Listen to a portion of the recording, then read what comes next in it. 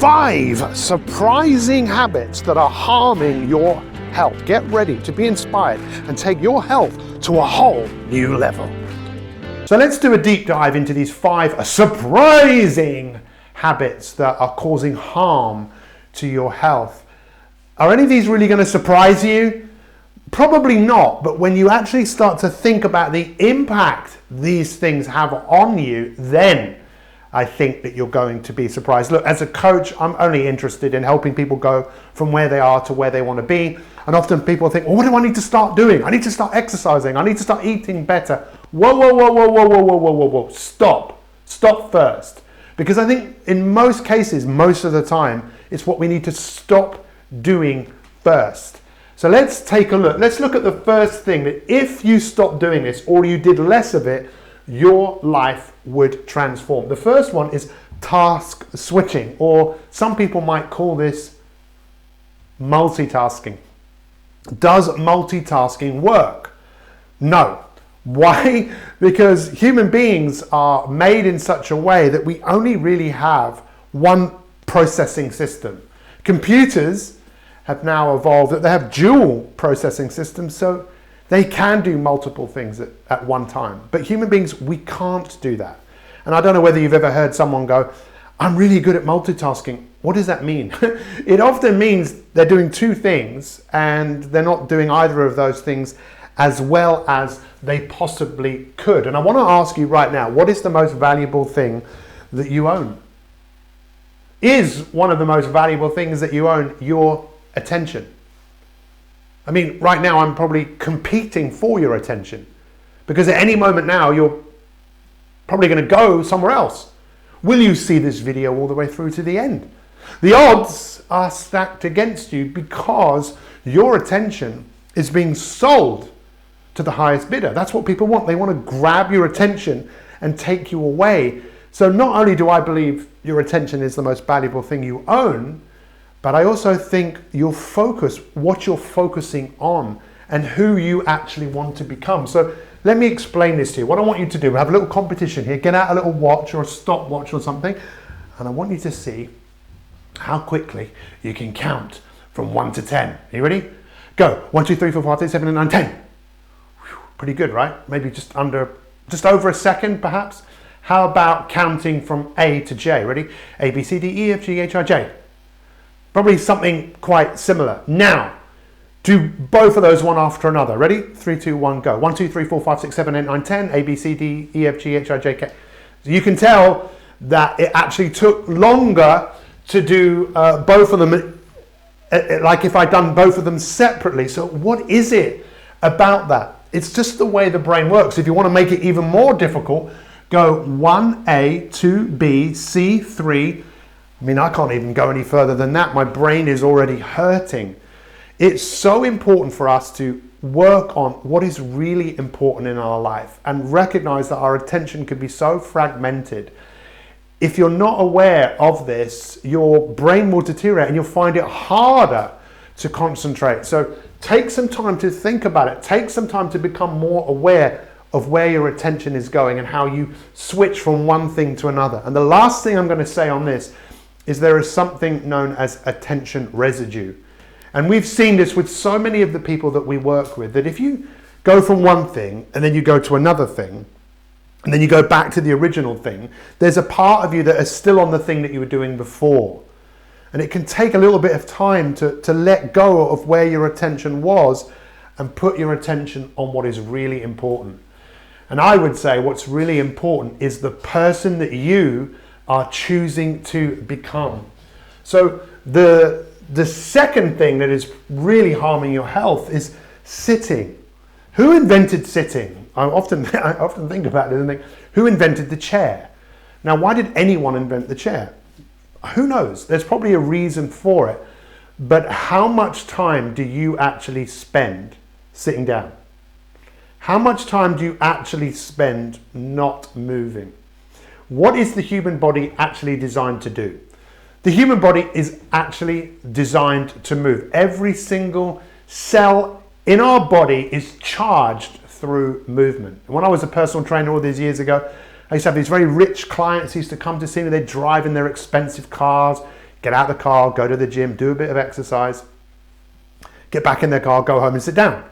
Now, of course, that's better than nothing, but it's actually the movements that we do every single day, moving around, that creates thermogenesis, which is the heat in the body. And we want to turn up the heat. What's really fascinating about this is the amount of steps, daily steps, that is associated with depression and anxiety. And 5,649 steps that's the line. If you're doing less steps than that every single day, you are more prone to depression and anxiety. What's the average amount of steps that people do? It's around 4,500. So most people aren't doing enough movement, and that's why there are so many health issues around people's psychology.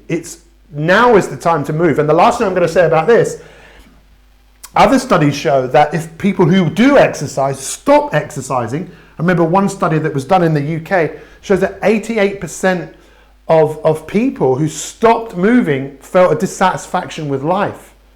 And they'd stop moving just for 2 weeks. And astronauts that go into space, look, you might not know this, but we lose about 1% of bone density every 10 years from maybe about the age of 20 years old. That's why it's really important to move, to have that bone density so you can keep on moving. But astronauts that go into space, they can lose 1% of bone density in a week. Why? There's no gravity. So it's essential that we all start to move. But the challenge with all of this is you probably don't feel like moving. Let's get into the game of life. Let's start moving. What's the third habit? It's snoozing. Do you ever snooze? You snooze, you lose, right? Now, why this is so important is that we sleep in cycles.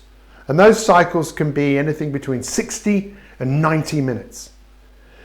If you wake up and you press snooze and you go back to sleep for 10 minutes and then you wake up again, there's a part of your brain that is still asleep. And if you do this 3 or 4 or 5 times, you're like a zombie, and it will probably take you 4 or 5 hours to actually wake up properly. My challenge to you is to not snooze. When the alarm goes up, get up, put the alarm on the other side of the room so you force yourself to get up so that you can go to a place that you've not gone before and you can stop the habits that are holding you back. The fifth, well, now I could talk about this forever, but I'm only just going to touch on this. How much sugar do you think that you consume? And what impact is it having on your body? And this is the thing I want to focus on. The brain. How does sugar affect your brain? Well, it's actually been shown to shrink certain parts of the brain that are associated with things like attention and memory. It massively affects a part of the brain that's known as the hippocampus. How much sugar do people consume? Well, the average sugar consumption is 152 pounds a year, whereas 1,000 years ago, the average sugar consumption was nothing. And it is an addiction, and you're not alone. This was my biggest addiction. It's what I turned to when I wasn't in a good way. I remember when my mum was dying, I sought solace. I wanted comfort. So I would be walking in the middle of the night where we had a carer who was looking after her. And I just remember eating sugar at like 2 o'clock in the morning. And I remember thinking, what am I doing? And I heard my future self talking to me. My future self, the person who I really do want to be, saying, what are you doing? Both of your grandparents had diabetes. Do you want diabetes? And that was enough for me to stop and go, you know what? I want to reinvent myself. I don't want to be addicted to this substance. Now, I know this is an easy thing for me to say.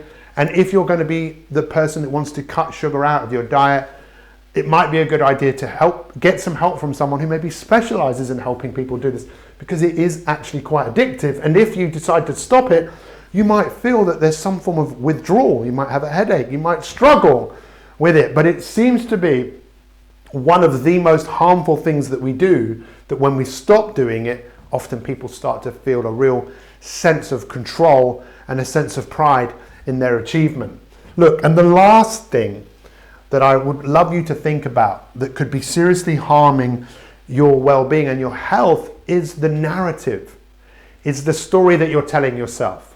Because ultimately, we are all in this story making business. You watching this video, you getting to this point in this video, that is an amazing achievement in itself. Most people now would have stopped. They'll be doing something else, but there's something in you.